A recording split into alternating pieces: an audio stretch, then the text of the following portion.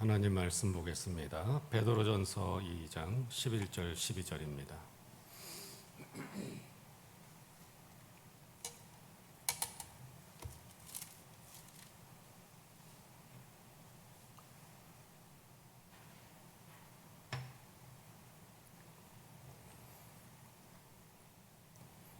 베드로전서 2장 11절 12절 말씀 우리 다 같이 한 목소리로 같이 읽겠습니다.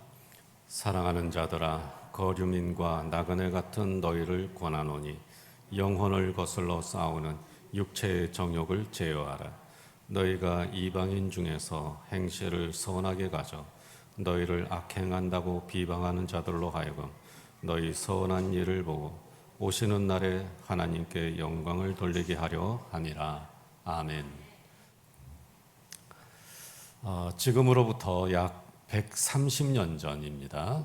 1888년 6월 달인데 서울 시내에서 이상한 괴소문이 돌기 시작했습니다. 어떤 괴소문인가? 서양 사람들에 대한 소문인데 서양 사람들이 수상한 비밀이 있다는 소문이었습니다. 어떤 소문이었는가 하면요, 이런 소문이었습니다. 서양 사람들이 조선 아이들을 데리고 가서 잘 먹인 다음에 다른 나라의 노예로 판다더라. 또 이런 소문도 돌아다녔습니다. 서양 사람들이 조선의 아이들을 데리고 가서 공짜로 먹이고 입히는 건 다 꿍꿍이 속에 있어서인데 결국은 아이들을 잡아먹는다더라. 네. 심지어 이런 소문도 있었습니다. 서양 사람들이 조선 아이를 죽여서 몸은 해부용으로 쓰고 눈알은 사진기 렌즈로 쓴다더라. 네.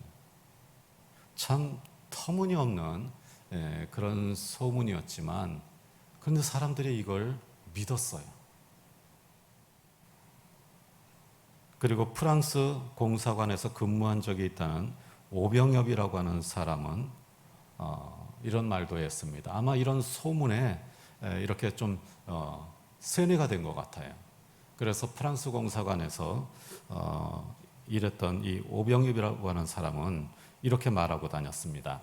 서양 사람이 조선 아이를 잡아서 연한 살은 칼로 썰어 먹고 피를 잔에 받아 마시는 걸 내가 두 눈으로 보았소.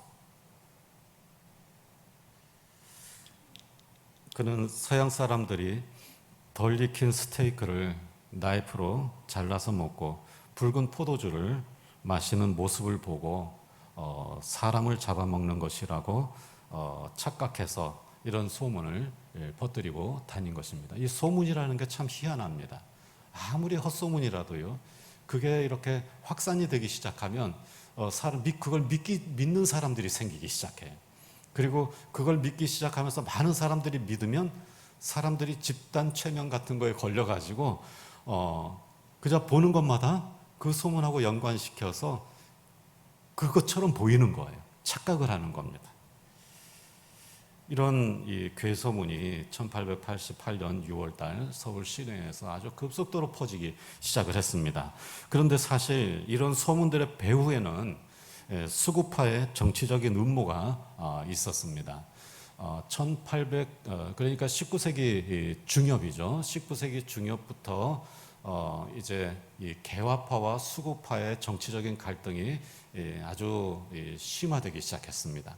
그래서 이 수구파와 개화파 사이에 서로 엎치락뒤치락 하면서 진행이 되어 왔는데 1876년에 강화도 조약이 체결되면서 서양에 대한 문호가 개방이 되었습니다. 강화도 조약이라는 게 미국 운요 함선을 공격해 가지고 이 미국과의 싸움이 벌어져서 우리나라가 결국은 이제 나중에 프랑스 또 미국에 대해서 문호를 개방하게 되는 그런 계기가 된 것이죠. 그래서 강화도 조약으로 서양에 대한 문호가 개방되고 이어서 1882년에 한미 수호 조약으로 서양 외교관들과 또 미국의 선교사들이 우리나라에 들어오면서 개화파의 세력이 커지기 시작했습니다. 그리고 특히 이 서양 선교사들이 이 백성들에 대한 영향력이 아주 컸어요. 그러면서 이 개화파에 대한 힘이 실어지기 시작하는 겁니다. 여론이. 그래서 수구파는 서양 사람들을 음해함으로써 개화파를 견제하려고 의도적으로 서양인과 서양 선교사들에 대한 괴소문을 퍼지게 했던 것입니다. 어쨌든 이 괴소문을 그대로 믿는 사람들이 많아지자 누군가의 선동으로 성난 군중들이 서양 선교사들이 운영하고 있는 학교, 병원, 특히 고아원으로 몰려가서 돌을 던지면서 시위를 했습니다. 그러니까 이제 소문으로 그치는 게 아니라 이제 소요 사태가 일어나게 된 겁니다. 그렇게 해서 또 배제 학당과 이화 학당에 아이들을 보내던 부모들은 학교 기숙사로 달려가서 자녀들을 데리고 가버렸습니다. 그리고 선교사 사택으로 몰려가서 돌을 던지고 선교사 밑에서 일하는 사람들을 폭행을 했습니다. 이 사건을 한국 교회사에서 영아소동이다 이렇게 부릅니다. 영아소동. 무슨 뜻입니까? 어린아이에 대한 괴소문으로 벌어진 소요사태다 하는 것입니다. 그래서 그 당시 선교사들이 운영하는 학교나 병원 그리고 고아원 그리고 또 사택, 교회 이런 것들이 굉장히 많은 피해를 입었고 또 이 소요사태 가운데에서 폭행을 당한 그런 한국 사람들도 기독교인들도 많이 있었습니다. 그러나 이런 와중에도 그해 여름에 서울 근교에서 전염병이 크게 발생을 했습니다. 선교사와 교인들은 이 전염병 현장으로 달려가서 헌신적으로 진료하고 치료를 해 주었습니다. 많은 사람들이 그 모습을 보고 기독교에 대한 오해를 풀고 그리고 선교사들을 다시 신뢰하게 되었다고 합니다. 그래서 이 6월 달에 있었던 영아 소동, 이 소동으로 선교사들과 그들이 운영하는 교회와 병원, 학교가 많은 피해를 입었지만 그리고 이 선교사들에 대한 백성들의 혐오가 아주 극에 달했지만 그러나 그 직후에 있었던 이 전염병이 창궐하는 그 기회에 그 현장에 달려가서 선교사들과 기독교인들이 정성껏 그들을 간호하고 목숨을 걸고 그들을 치료해주는 그런 모습을 보면서 결국은 기독교인들이 오히려 더 많아지는 그러한 결과를 가져오게 되었던 것입니다. 1년 후에 스크랜턴 선교사님이 본국 선교부에 보고한 편지에 보면 이런 글이 있습니다. 전에 우리가 정중하게 도움을 요청하면 비웃기만 하던 그들이 이제 우리를 전적으로 신뢰하기 시작했습니다. 그들은 우리가 단지 한 마음으로 자신들을 위해 일하고 있다는 사실을 깨닫고 눈물을 흘리며 우리에게 감사의 뜻을 표하였습니다. 그것을 볼 때 우리 마음이 얼마나 기쁘고 또 기운이 나는지 모릅니다. 확신하는 바는 우리가 한국을 그리스도께 이끌고 있다는 점입니다. 이 영아소동 사건은 한국 선교 역사에서 처음으로 당하는 이 고난이었습니다. 첫 번째 위기가 이 영아 사건이었습니다. 이 영아 사건을 통해서 이 선교사들에 대한 이 백성들의 민심이 아주 안 좋아졌고 혐오하는 그런 상황이 되어서 선교의 위기가 찾아왔던 것입니다. 하지만 이러한 선교의 위기 가운데에서도 헌신적으로 그들을 위해서 봉사하고 또 그들을 사랑으로 그들을 구제하는 이러한 일들을 통해서 그들의 신뢰를 다시 회복하고 오히려 선교가 더 잘 되어서 기독교인들이 많아지는 그러한 결과가 있게 되었던 것입니다. 이렇게 초기에 선교사님들과 그리고 교회 기독교인들은 선으로 악을 이기는 그러한 모습을 우리에게 보여주었습니다. 이것은 선으로 악을 이기는 신앙의 승전 기록입니다. 선으로 악을 이길 수 있습니다. 선으로 악을 이길 수 있습니다. 사랑이 오해를 이기고 선한 진리가 악한 소문을 이깁니다. 결국은 빛이 어둠을 물리칩니다. 마태복음 5장 16절 말씀을 우리 함께 읽어보겠습니다. 이같이 너희 빛이 사람 앞에 비치게 하여 그들로 너희 착한 행실을 보고 하늘에 계신 너희 아버지께 영광을 돌리게 하라. 아멘. 너희 빛을 사람 앞에 비치게 하라. 너희 착한 행실을 보고 하나님께 영광 돌리게 하라. 여러분, 우리 믿음도 중요하지만 세상 속에서의 우리의 삶이 중요합니다. 어떻게 사느냐? 착한 행실을 그들이 보고 하나님께 영광을 돌리게 하라. 이것이 우리가 세상을 이기는 방법입니다. 선으로 악을 이기는 성도들이 되시기를 축복합니다. 빛으로 어둠을 물리치는 성도들이 되시기를 주의 이름으로 축원합니다. 한국 선교 초기에 선교사들에게 우리나라 사람들은 이방인이었습니다. 또한 우리나라 사람들이 볼 때도 선교사들은 이방인이었습니다. 이방인들 사이에는 눈에 보이지 않는 높은 담이 있습니다. 두꺼운 벽이 있습니다. 의심하고 차별하고 또 때로는 말도 안 되는 헛소문을 믿고 그들을 혐오하며 공격하기도 합니다. 기독교인이 이방인들 사이에 둘러싸여 있을 때 이런 고난과 어려움이 있습니다. 신약의 초대교회도 이방인들 사이에 둘러싸여 있었을 때 그들은 소수였습니다. 이방인들 틈에 여기저기 흩어져서 소수의 기독교인들이 이방인들 사이에서 살고 있었습니다. 바로 그들 사이에 둘러싸여 있었을 때 이런 고난과 박해가 있었습니다. 초대 기독교인들은 박해를 피해서 비밀 장소에서 예배를 드렸습니다. 예배를 드릴 때 성찬식을 하는데 주님의 살과 피를 먹고 마신다는 말이 와전이 되었습니다.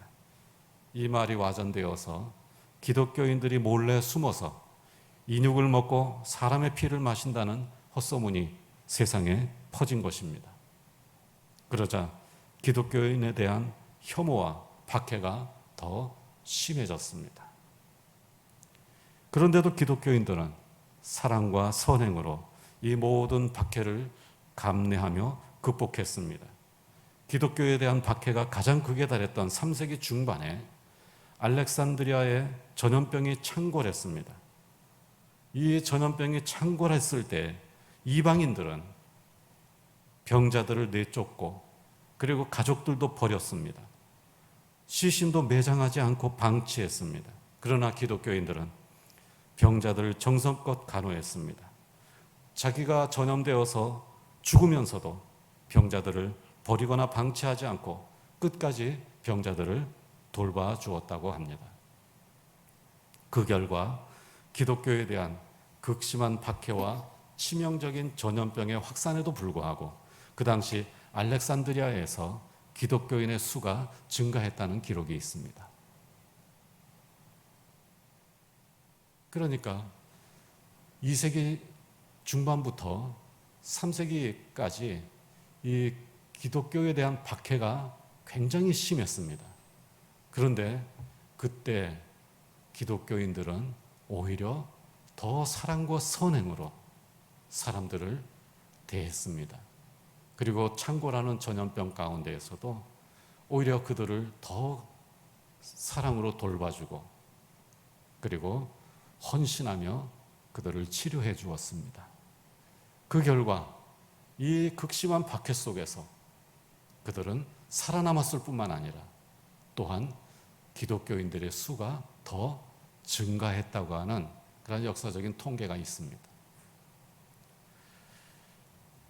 이방인들 사이에서 사랑과 선행으로 그들의 혐오와 그들이 가하는 박해를 극복하고 복음의 승리를 이루어 낸 것입니다. 오늘 우리가 읽은 말씀은 이방인들 사이에서 혐오와 박해 가운데 살던 성도들에게 주신 말씀입니다.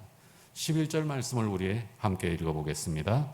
사랑하는 자들아, 거류민과 나그네 같은 너희를 권하노니 영혼을 거슬러 싸우는 육체의 정욕을 제어하라. 아멘. 각지에 흩어져서 이방인들 틈에 살아가고 있는 소수의 기독교인들, 그리고 떠돌이와 나그네 같은 그러한 성도들에게 권면하는 말씀입니다.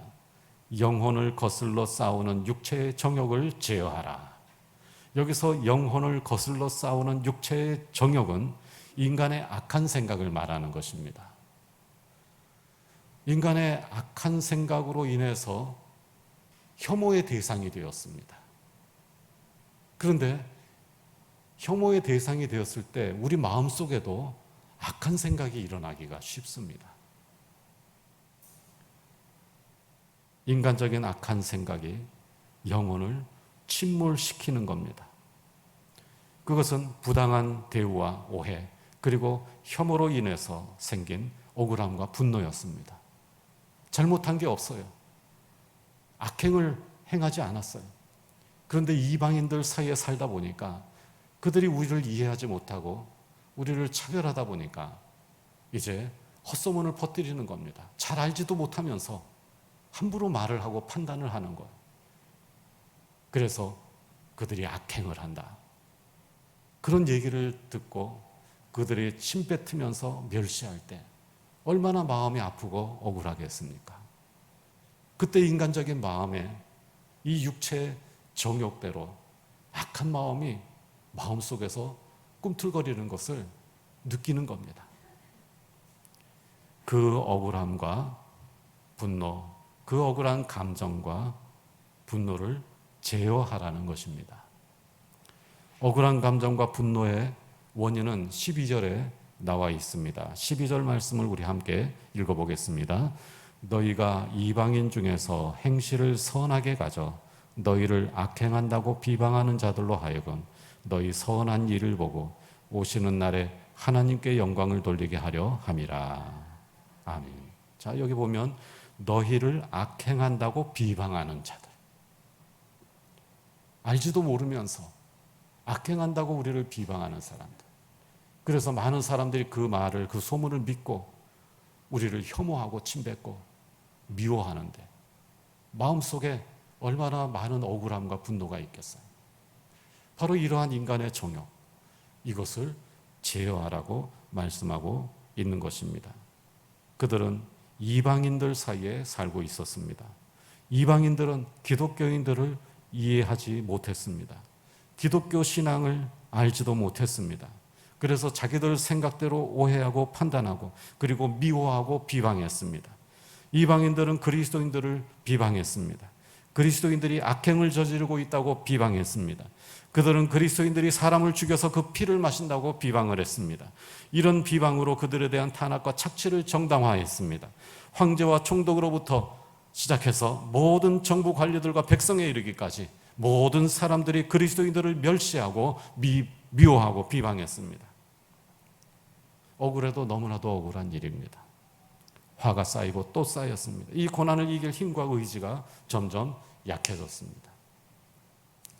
여러분, 오늘날 우리가 초대교회 성도들처럼 그렇게 억울한 박해와 핍박 그리고 혐오의 대상이 되지는 않았지만, 그러나 어떻게 하다 보니까 오늘날 우리 한국교회가 우리 교회의 잘못도 있고 또한 우리들의 잘못도 있지만 오늘날 이 시대에 교회와 우리의 신앙인 기독교인이 혐오의 대상이 되고 있다고 하는 사실을 여러분 기억하시기 바랍니다.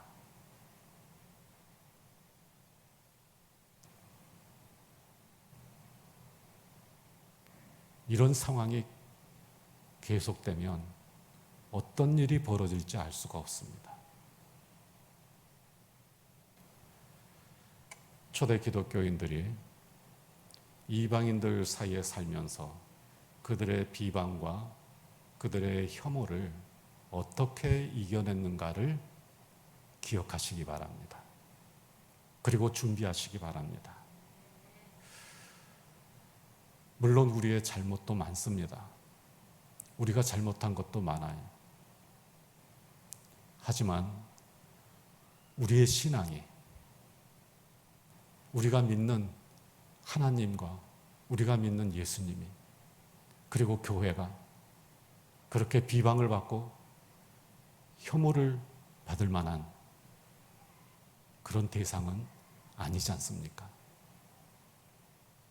어떻게 해서든지 우리가 이러한 시대의 흐름을 막아야 됩니다. 더 늦으면 막을 수 없습니다. 그래서 초대교회 성도들이, 그리고 우리 한국교회 초기 선교 시대 우리 한국교회 믿음의 선배들이 어떻게 이런 일들을 극복했는지 제가 여러분들에게 말씀드리는 것입니다. 이제 우리가 이 일을 극복하고 우리의 모습을 회복하고 예수 그리스도의 이름을 더럽히지 않으려면 우리가 이방인들 사이에 선을 행하는 사람들이 되어야 합니다. 선한 행동과 선한 말로 그들을 감동시키고 또 그들의 마음을 풀어주는 그런 역할을 감당해야 하는 것입니다. 바로 그들에게, 이방인들 사이에서 억울함과 부당함에 대한 감정으로 지쳐버린 그들에게 베드로 사도가 권면했습니다. 여러분, 오늘날 우리에게도 정말 중요한 말씀입니다. 잘 들으시기 바랍니다. 사랑하는 여러분, 이방인들 사이에서 나그네가 되어 부당한 대우와 오해와 박해로 고통을 받고 있지만 그 마음의 분노와 억울함 때문에 여러분의 영혼이 상처를 입지 않도록 주의하시기 바랍니다. 이방인들이 우리를 나쁜 사람이라고 비방할수록 우리는 더욱 선한 행실을 그들에게 보여주어야 합니다. 그러면 반드시 그들도 회개하고 마침내 하나님의 영광이 드러나게 될 것입니다. 이방인들 사이에서 그들의 비방과 미움과 박해를 이기는 길은 선을 행하는 것이라고 말씀하고 있습니다. 선으로 악을 이기는 것입니다. 진리로 거짓을 이기는 것입니다. 빛으로 어둠을 물리치는 것입니다. 쉽지 않지만 이기는 방법은 이것뿐입니다. 어렵지만 이 길만이 승리의 길입니다. 우리의 믿음도 중요하지만 또한 우리가 선한 말과 선한 행동으로 이 시대에 우리를 혐오하는 자들에게 우리가 그렇지 않다는 것을, 예수 그리스도가 그런 분이 아니라는 것을, 우리의 신앙이 그런 신앙이 아니라는 것을 보여주어야 하는 것입니다. 쉽지 않지만 어려운 일이지만 성령께서 도와주실 것입니다. 내 힘으로는 못하지만, 내 의지로는 안 되지만, 또 내 인격으로도 어렵지만, 그러나 성령의 능력 안에서는 할 수 있을 줄로 믿습니다. 사도행전 10장 38절 말씀을 우리 함께 읽어보겠습니다. 하나님이 나사렛 예수에게 성령과 능력을 기름 붓듯 하셨음에 그가 두루다니며 선한 일을 행하시고. 아멘. 성령과 능력을 기름 붓듯 하셨음에 그가 두루다니며 선한 일을 행하시고. 우리 예수님께서도 인간의 몸으로 이 세상에 오셔서 성령의 주시는 그 성령의 능력으로 선한 일들을 감당하셨습니다. 성령의 능력 안에서 예수님을 닮아가는 저와 여러분이 되시기를 축원합니다. 성령의 능력 안에서 선한 일로 악을 이기고 빛으로 어둠을 이기며 사랑으로 미움을 이기는 저와 여러분들이 되시기를 주의 이름으로 축원합니다. 자, 서양 사람들이 조선 아이를 잡아먹는다는 소문이 돌 때 한 사람이 이 소문의 물증을 잡기 위해서 선교사 집에 위장 취업을 했습니다. 사실 이 선교사들에 대한 괴소문이 심증은 있는데 물증은 없잖아요. 아무 증거도 없었어요. 그런데 이 소문을 듣다 보니까 사람들이 그냥 그걸 믿게 된 거예요. 그래서 한 청년이 내가 선교사 집에 한번 들어가서 물증을 잡아야 되겠다. 아이를 잡아먹는 그 현장을 잡아야 되겠다. 그렇게 결심을 하고 이제 선교사 집에 위장 취업을 했습니다. 그 사람의 이름은 김창식입니다. 김창식. 김창식은 황해도 수안의 가난한 농부 출신으로 21살의 고향을 떠나서 전국을 떠돌며 마부, 머슴, 그리고 장사꾼 등을 전전하면서 살던 사람이었습니다. 그 당시 이 김창식이라고 하는 사람 남대문에서 아마 장사를 하고 있었던 것 같아요. 친구의 소개로 올링거라고 하는 선교사의 집에 사환, 심부름꾼으로 들어갔습니다. 그리고 아이를 잡아먹는 증거를 잡으려고 선교사 가족을 유심히 관찰했습니다. 그 결과 그는 이런 기록을 남겼습니다. 나는 그 집에서 일하는 동안에 주인 내외의 생활을 매우 주의하여 살펴보았으나 아무리 살필지라도 조금도 불의한 행동을 발견할 수 없었다. 나는 몇 해 동안 그 집에서 일하는 가운데 그 집 주인 내외가 가히 본받을 만한 사람인 줄 깨닫고 그들에게 감화를 받아 예수 믿기를 작정하였다. 네. 아이를 잡아먹는지 증거를 잡으려고 들어가서 유심히 살펴보다가 그 선교사 가족들의 그 인품에 감동을 해가지고 예수 믿기로 결심했다고 하는 것입니다. 김창식은 2년 후에 세례를 받았습니다. 그리고 전도인이 되어서 평양 개척 선교사로 봉사를 하다가 1901년 한국인 최초의 목사가 되었습니다. 할렐루야. 네. 여러분, 한국인 최초의 목사가 누구라고요? 김창식. 이 사람이 어쩌다가 예수 믿게 되었다고요? 선교사가 아기들을 잡아먹는지 증거 잡으려고 들어갔다가 그 선교사 가족들의 인품에 감동해서 예수 믿고 그리고 그 선교사 밑에서 전도사로 또 선교 개척자로 활동하다가 1901년 우리 한국인 최초의 목사로 안수를 받게 되었던 것입니다. 서양 사람이 조선 아이를 잡아먹는다는 소문이 돌 때 선교사 집으로 몰려간 흥분한 군중들 속에서 함께 돌을 던진 청년이 있었습니다. 그런데 그 현장에서 자기가 던진 돌을 맞고도 화를 내지 않고 미소를 지으면서 친절한 말로 권면하는 선교사를 보고 그 청년이 충격을 받았습니다. 그 청년의 이름은 전덕기입니다. 전덕기. 그 일을 통해 전덕기는 소문이 사실인지 확인해 보고 싶었습니다. 정말 저 사람들이 아이를 잡아먹는 사람들인가? 그래서 전덕기는 삼촌 밑에서 남대문에서 숫장사를 하고 있었는데 그 하던 숫장수를 그만두고 스크랜턴 부인의 집에 요리사로 위장 취업을 했습니다. 4년 동안 스크랜턴 부인과 그 가족들을 유심히 관찰했습니다.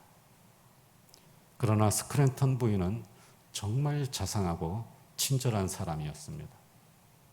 스크랜턴 부인은 전덕기가 있는 자리에서는 항상 한국어를 사용했습니다. 그러니까 영어를 모르는 전덕기가 있는데 다른 사람하고 영어로 얘기를 하면 소외감을 느낄까봐 전도기가 있을 때는 항상 다른 사람하고 대화할 때 한국어로 대화를 했다는 거예요.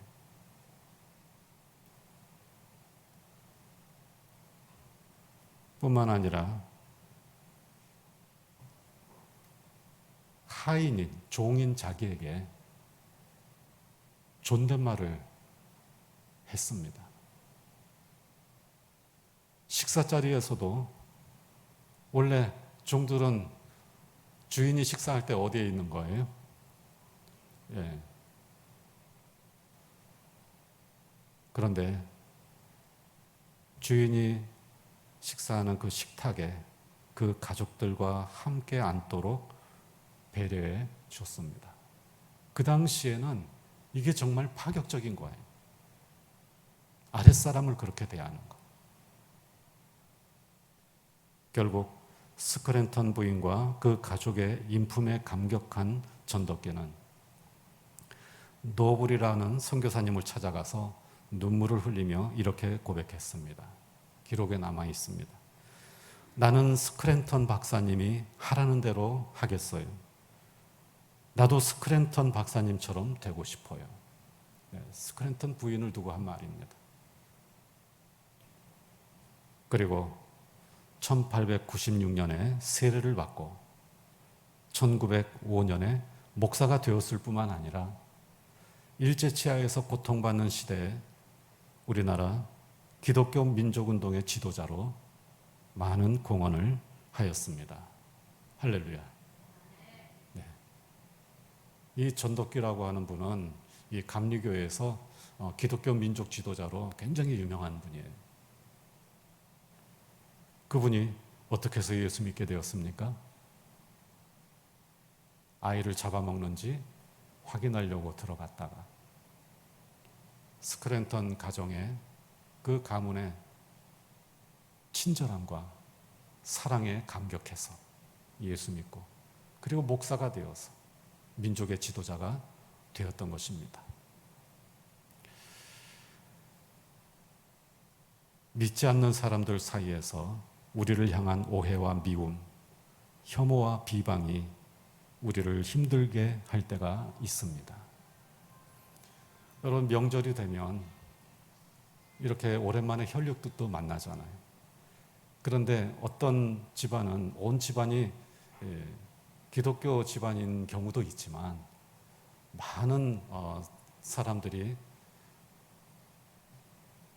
같이 모였을 때 보면 나만 교회 다니는 사람일 때가 간혹 있어요. 그러면 제사 문제, 마치 이방인들에 둘러싸여 있는 그런 느낌입니다. 더군다나 교회 안 다니는 사람들은 기독교인 앞에서 교회를 비방하고 기독교인들을 욕하는 것을 굉장히 즐거워해요. 그래서 이렇게 명절에 모이면 내가 이방인처럼 느껴질 때가 있고 또 내 주변에 이방인들로 가득하다는 그런 느낌이 들 때가 있습니다. 저희 집안도 오래전에는 그랬었어요. 그래서 제가 어릴 때는 모였을 때 그런 이 교회에 대한 비난, 욕 이런 것들이 정말 싫었어요. 특히 제가 신학교 다닐 때 시골에 명절이어서 모이면 정말 핍박 많이 당했어요.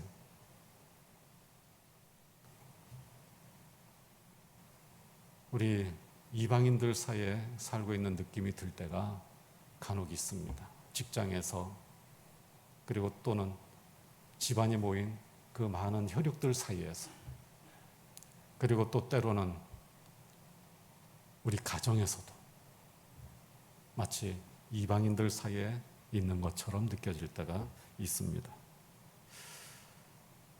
그럴 때 오늘의 말씀을 기억하시기를 바랍니다. 12절 말씀을 우리 다시 함께 이번에는 정말 마음을 기울여서 한번 마음에 새기는 심정으로 같이 읽어보겠습니다. 너희가 이방인 중에서 행실을 선하게 가져 너희를 악행한다고 비방하는 자들로 하여금 너희 선한 일을 보고 오시는 날에 하나님께 영광을 돌리게 하려 함이라. 아멘. 네. 행실을 선하게 가져. 여기 이방인 중에서라고 하는 것은 이방인들 틈 사이에서, 거기에서 행실을 선하게 가져. 너희 선한 일을 보고 그들이 회개하고 하나님께 영광 돌리게 하라. 그렇게 말씀하고 있는 것입니다. 선한 말이 비방하는 말을 이길 줄로 믿습니다. 사랑이 미움을 이기고 진실이 오해를 이길 줄로 믿습니다. 빛이 어둠을 이기고 진리가 거짓을 이기게 될 줄로 믿습니다. 추석이 되면 여러 가족들이 모입니다. 즐겁고 소중한 시간이지만 때로는 우리에게 인고의 순간도 있을 수가 있습니다. 혈육들 사이에서 있는 그 시간이 이방인들 사이에 있는 것처럼 느껴질 수도 있습니다. 그럴 때 선으로 악을 이기시기를 바랍니다. 사랑으로 미움을 이기고 선행으로 오해를 이기는 성도들이 되시기를 축원합니다. 선한 양심과 선한 말로 비난과 비방을 이겨내는 은혜가 있기를 주의 이름으로 축원합니다. 마지막으로 에베소서 4장 29절 말씀을 우리 함께 읽어보겠습니다. 무릇 더러운 말은 너희 입 밖에도 내지 말고 오직 덕을 세우는 데 소용되는 대로 선한 말을 하여 듣는 자들에게 은혜를 끼치게 하라. 아멘.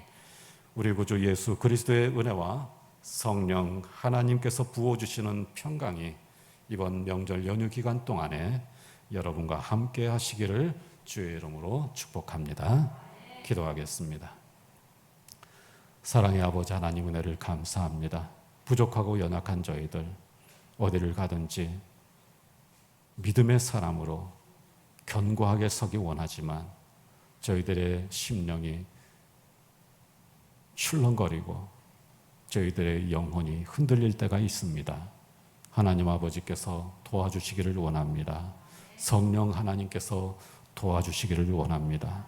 이방인들 사이에서 저희의 마음이 흔들릴 때 선한 행실과 선한 말로 그들을 감동시키고 덕을 세우는 말로 은혜를 끼치는 우리 모든 성도들이 되게 하여 주옵소서. 추석 연휴 기간 동안에 멀리 출타하는 우리 성도들 안전하게 돌아올 수 있도록 보호해 주시고 또 혈육들 사이에서 즐겁고 행복한 시간 가질 수 있도록 성령께서 함께하여 주시옵소서. 우리 주 예수 그리스도 이름으로 기도하옵나이다. 아멘.